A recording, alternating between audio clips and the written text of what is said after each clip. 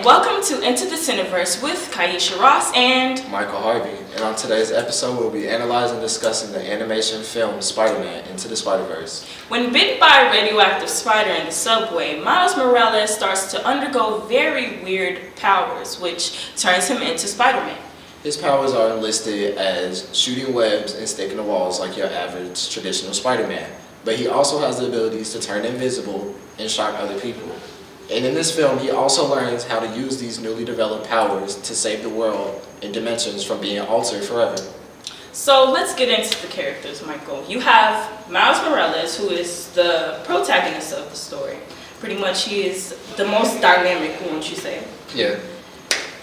He goes from being your average, everyday child and going to school and turns into Spider-Man within one day. Exactly. And then you have the antagonist, who is the Kingpin, who is the one who wants to ruin the whole world. He wants to alter all dimensions just to get his family back that he lost in a car accident. Exactly. So we can talk about the animation of the film, how they incorporated the comic book theme into it. It was a comic book filter in animation, unlike any other Spider-Man movie. This one was told in like comic book theme, unlike others that use real actors. This was an animated comic style movie. It added a real unique and specific theme to it, which like you said, it made the movie much more different from all the other Spider-Man movies, which made it cool to me to watch. It kept you entertained and keep you watching as from others using like real people and human flaws and mistakes. This was just animated.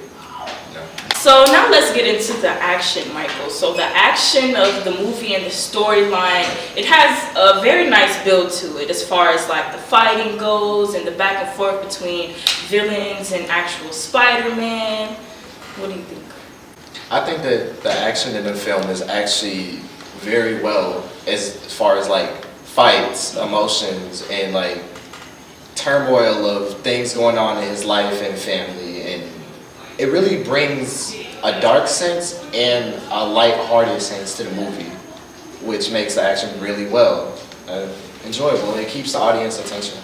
The action in this film is superb. For instance, in this clip that we're about to show you, you see the Green Goblin holding the real Spider-Man's head in the beam of the machine that alters universes.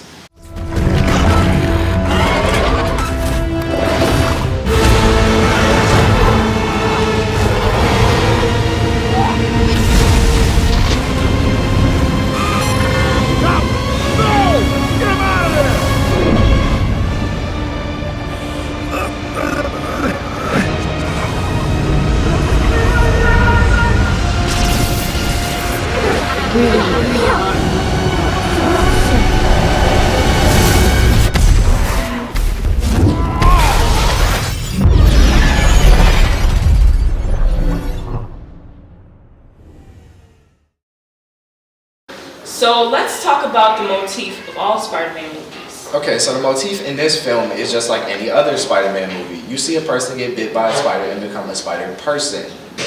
And like many other movies, there's also another motif for Spider-Man where they lose someone very important to them.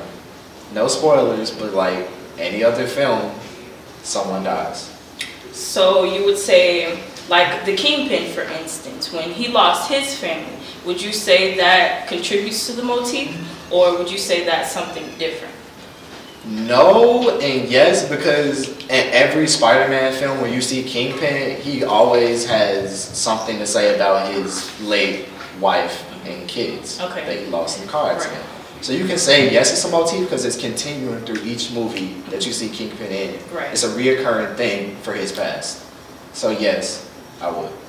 Okay, well, that's all the time we have for today. I, and probably Michael, recommend this movie to people of all ages, and altogether, I would rank it a 5 out of 5. What is your rating? A 10 out of 5, honestly. I really love this film. I feel like it's one of the best animation films that you can see around. I really think that all ages can see this movie. It's very well put together. Animation is very nice. Alright, well, thank you guys for watching, and make sure you stay tuned for our next show where we will be analyzing the movie Who Framed Roger Rabbit. Peace.